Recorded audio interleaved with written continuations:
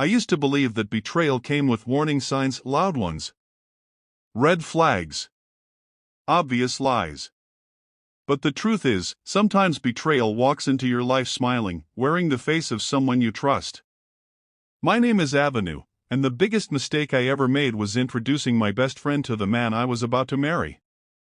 It sounds dramatic when I say it now, but at the time, it felt like the most natural thing in the world. Chloe had been my best friend for 5 years. 5 solid years of late-night calls, shared dreams, inside jokes, and promises that we would stand beside each other at our weddings.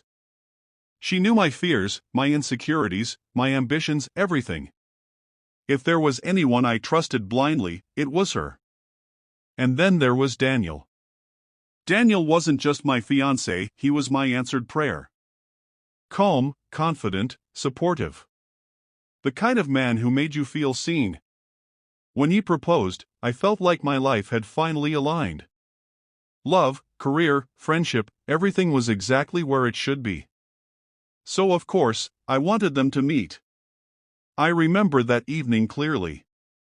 The restaurant lights were warm, soft jazz playing in the background, the kind of setting that makes everything feel perfect.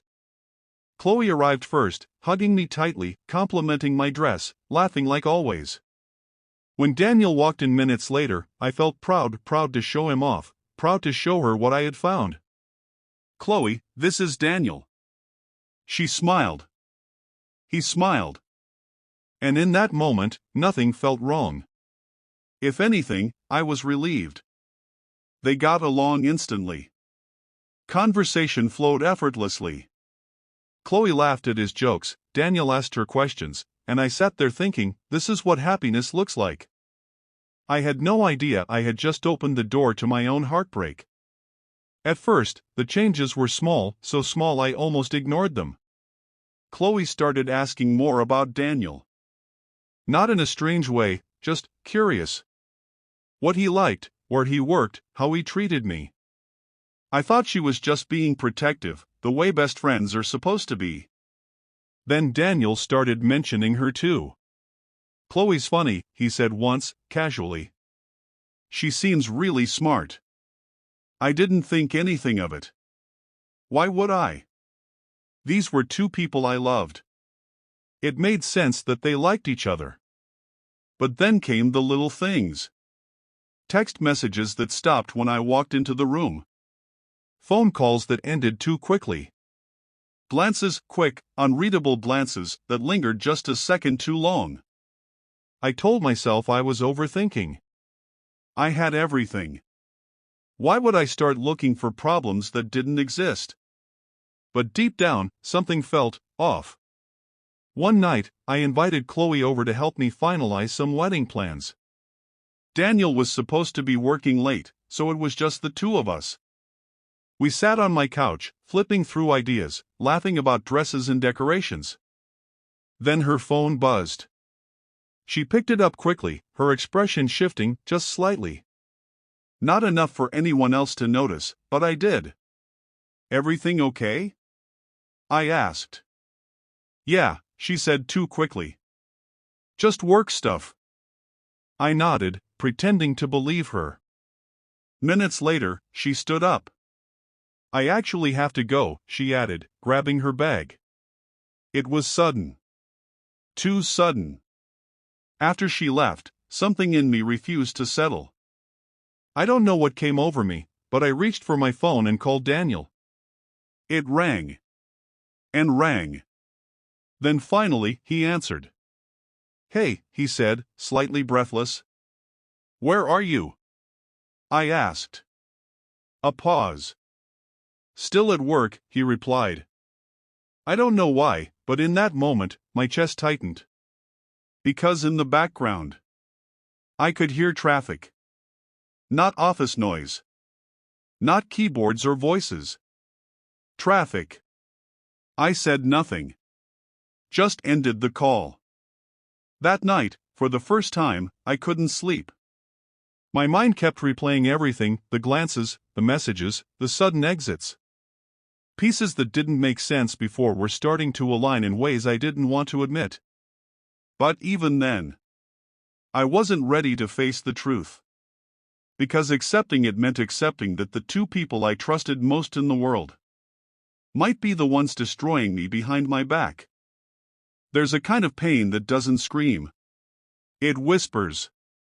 It lingers in your chest, quiet but heavy, growing stronger every time you try to ignore it. That was what I felt in the days that followed the quiet, suffocating feeling that something in my life was no longer what it seemed. I tried to act normal. I went to work. I answered emails. I smiled at people who had no idea my world was slowly shifting beneath my feet. But inside, I was watching, paying attention in a way I never had before. And once you start paying attention, you begin to see everything. Chloe stopped calling as often. Daniel became careful. Too careful. His phone was always face down. He stepped out to take calls. He started using phrases like, "I'm just busy," or "You're overthinking." That phrase, "You're overthinking," became his shield. And I hated how easily I started to question myself. Maybe I was overthinking. Maybe stress was getting to me. After all, planning a wedding, managing work, and maintaining relationships wasn't easy. But then, the universe stopped being subtle. It happened on a Thursday afternoon. I was at my desk when my phone buzzed with a notification. A tagged post. At first, I almost ignored it, just another random social media alert. But something told me to open it. And I wish I hadn't. It was a photo. Blurred slightly, taken from a distance, but clear enough to recognize the people in it. Daniel and Chloe. Sitting together at a cafe I knew very well. Not across from each other like friends. Side by side. Close. Too close. My fingers froze on the screen as my heart began to pound, slow and heavy, like it was trying to break out of my chest. The caption read, "Some people don't even try to hide it." I didn't breathe. I couldn't. Because suddenly, everything made sense. The late calls. The quick exits. The glances. The lies. It wasn't in my head. It was real. But even then, a part of me, desperate, clinging to hope, needed more. Needed confirmation. Needed something undeniable. So I did something I never thought I would do. I called one of Daniel's friends. His name was Marcus. We weren't close, but we had spoken enough times for the call not to feel completely strange. When he answered, his voice was cautious. "Ave?" "Hi," I said, forcing calm into my tone. "I just wanted to ask you something." A pause. Then, "What's going on?" I swallowed hard. "Daniel, has he been with you lately? Like, after work?" Silence. And in that silence, I felt it. The truth. Heavy. Unavoidable. Avenue, Marcus sighed. "I don't think I should be the one to say this." My grip tightened on my phone. "Please," I whispered. "Just tell me the truth." Another pause. Then finally. "No. He hasn't been with me." My eyes closed. Because I already knew what was coming next. "I've seen him," Marcus continued quietly. "A few times, with your friend." The words didn't hit me all at once. They sank in slowly, like a knife being pushed deeper instead of stabbed. "How long?" I asked, my voice barely audible. "I don't know exactly," he admitted. "But, long enough that it's not new." Long enough? That meant this wasn't a mistake. It wasn't recent. It was intentional. Planned. Sustained. I ended the call without another word. And just sat there. Staring at nothing. Feeling everything. The betrayal wasn't just in what they did. It was in how long they had been doing it while standing in front of me, smiling, pretending. That night, I didn't cry. Not yet.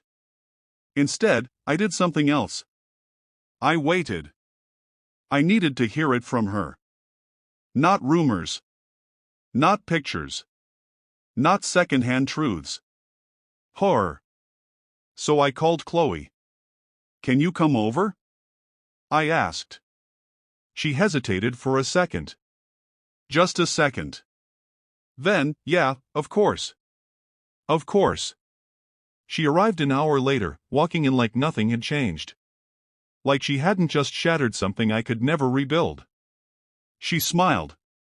That same familiar smile. And for a brief moment, I saw the girl I used to trust. Then I remembered the photo. The lies. The truth. Sit, I said. My voice was calm. Too calm. She sat down slowly, studying my face. What's wrong? She asked. I looked at her. Really looked at her. And then I asked the question that changed everything. Are you sleeping with Daniel? The room went silent. No denial. No shock. Just silence. And in that silence, I got my answer. Silence has a way of telling the truth before words ever do. Chloe didn't answer immediately. She didn't look shocked. She didn't look confused. She didn't even try to laugh it off. She just sat there. And that was all I needed to see. Say something, I said, my voice steady, even though my chest felt like it was collapsing in on itself. She exhaled slowly, avoiding my eyes at first. Then finally, she looked at me. And nodded. Yes. One word. That was all it took to destroy 5 years of friendship. I felt it then, not loud, not explosive, but deep.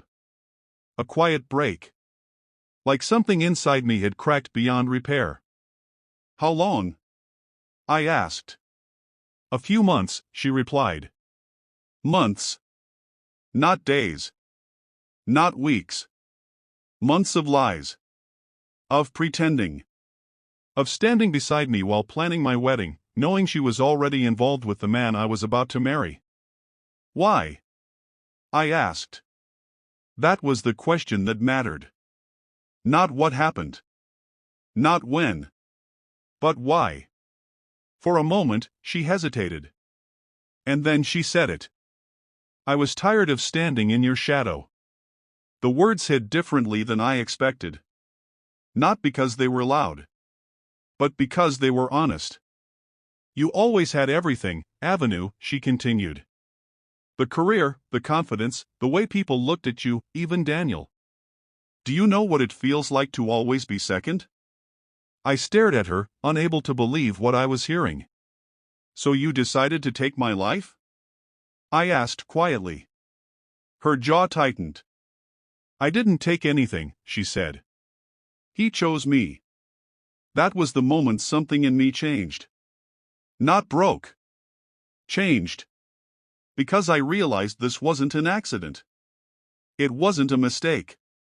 It was a decision. A calculated, intentional decision made by someone I had trusted with my entire life. I let out a slow breath and nodded. Okay, I said. She frowned slightly. Okay? Yes. Okay. Because there was nothing left to fight for. No friendship to save. No relationship to fix. Just truth. And now that I had it, I felt something unexpected. Clarity. Does Daniel love you? I asked. She hesitated. And that hesitation told me everything. I think so, she said finally. I almost smiled. Not because it was funny. But because it was predictable. Then you can have him, I said, standing up. Her eyes widened slightly. Ave. I mean it, I cut in. You can have him. You can have all of it. Because in that moment, I understood something she didn't. She didn't take my life. She took a version of it that was never meant to last. And I wasn't about to beg for something that could be stolen so easily. Just go, I added quietly. She stood there for a second, like she wanted to say more. But there was nothing left to say. So she left.